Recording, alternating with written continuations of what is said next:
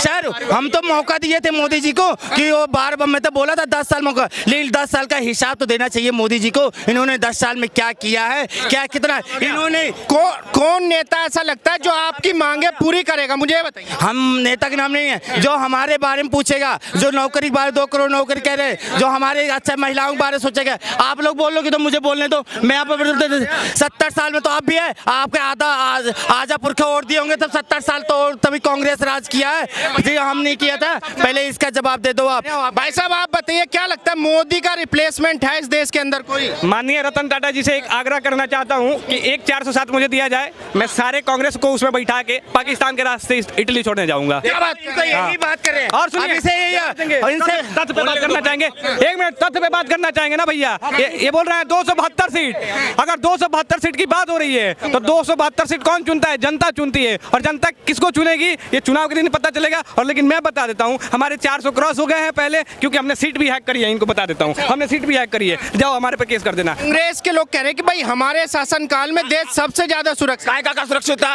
बहन बेटी सुरक्षित थी? आज बहन बेटियों को बुला के पूछो किसी से भी कि वो सुरक्षित थी या नहीं थी पहले, अब उससे पूछो, हमसे तो छोड़ दो। अब क्या बदलाव है मोदी जी के बाद? बदलाव है ना, बहन बेटियां सुरक्षित है, हमारे लिए सबसे बड़ा बदलाव यही है। हाँ, सोनिया ने कि भाई राहुल गांधी जी अब तो जमीन से जुड़ गए। राहुल गांधी को तमीज नहीं है बोलने की, उसे अगर माइक के सामने खड़ा कर दी तो आधी बातों से समझ में नहीं आती क्या बोलता है वो पीएम बनेगा, वो पीएम बनने लायक है, पीएम बनने लायक गट्स चाहिए इंसान को, वो पीएम बनने लायक है मोदी राहुल गांधी। उसे बोलने की तमीज नहीं है असेंबली में, वो क्या बोलेगा, पीएम बनेगा वो। कह रहे कि भाई एक चाय बेचने वाला क्या जाने देश कैसे चला। 1 मिनट, चाय बेचने वाला भी गुजरात में तरक्की करके लाया था ना, 10 साल गुजरात में भी राज्य किया ना उसने, तो क्यों हटाया उसको गुजरात से?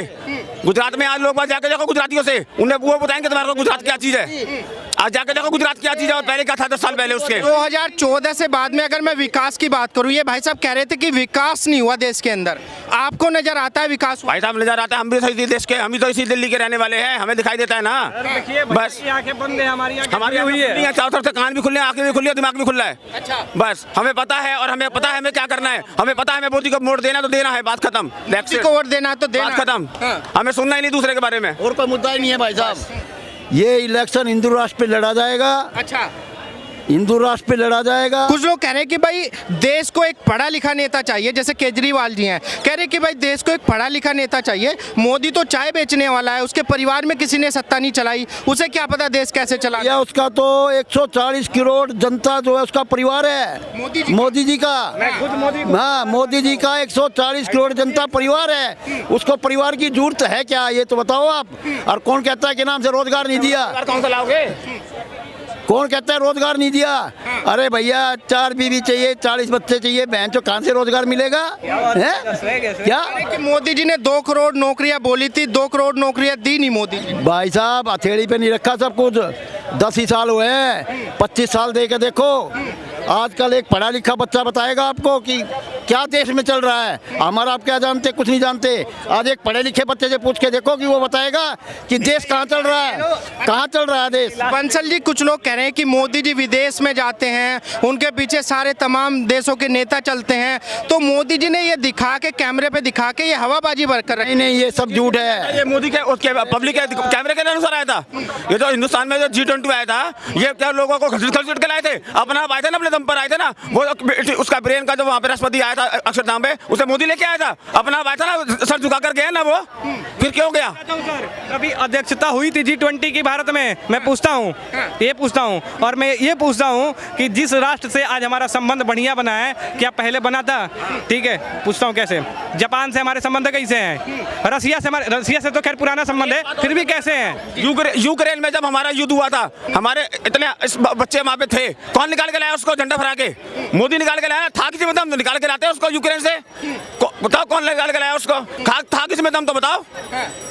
एक बंदा भी मारा वहाँ पे मरा हो तो बता दो यूक्रेन के युद्ध में। कह रहे कि ये कोई बड़ी बात नहीं है। बड़ी बात थी, जरा निकाल कर दिखा दो, एक बार पता चल जाएगा। अभी 7 फांसियां टली है, हमारे पूर्व नेवी के जो जवान थे उनके 8 लोगों की फांसियां टली है। टलवा सकते थे, इतने दिन से तो जेल में बंद थे, क्यों नहीं टलवा दिया कांग्रेस वालों ने? टलवाया था कांग्रेस वालों ने, नहीं हो पाया। मर रहा है, मोदी का गुण गाता रहा है पाकिस्तान के अंदर जाकर देखो जरा। मोदी के गुण क्यों गा रहे हैं वो लोग? इसलिए गा रहे हैं क्योंकि वो भी खुद कह रहे हैं कि अगर हमारे देश में सरकार मोदी जैसी आई होती तो आज हम भी तरक्की कर रहे होते। कि मोदी जी ने देश को गर्त में डाल दिया, मोदी जी ने भिखारी बना कहते हैं भाई साहब, मेरे घर में भी दो बेबस के लोग होते हैं ना। अगर मैं अच्छा करूंगा तो दुनिया वाले जो बुरा अच्छा लग रहा है वो बोलेगा ना कि मैंने बुरा किया, तो बोलेगा ही वो तो।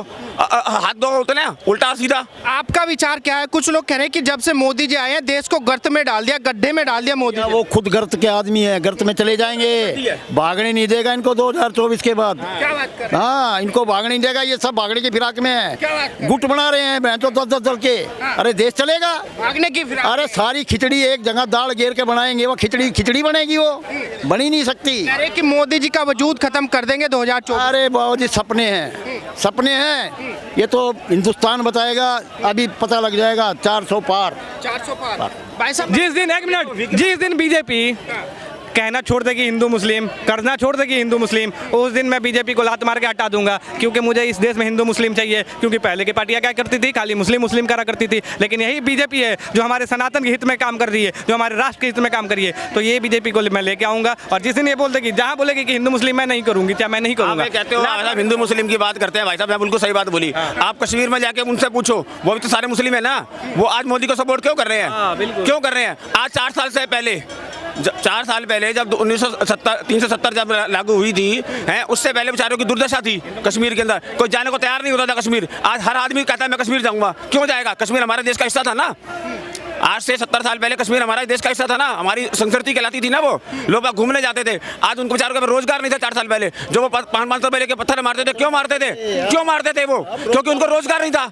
आज वो खुद ही बंदा, जिस बंदे ने पत्थर मारा है, उसने खुद ने बोला कि भाई साहब मेरे को पत्थर मारने के 500 रुपए दिए थे, पर मेरे पे रोजगार नहीं था, मैं मजबूर था, पर आज मेरे को रोजगार मिला, मैंने पत्थरबाजी छोड़ दी, आज मैं काम कर रहा हूँ। क्यों काम कर रहा हूँ? क्योंकि मेरे को काम मिला वहाँ पर।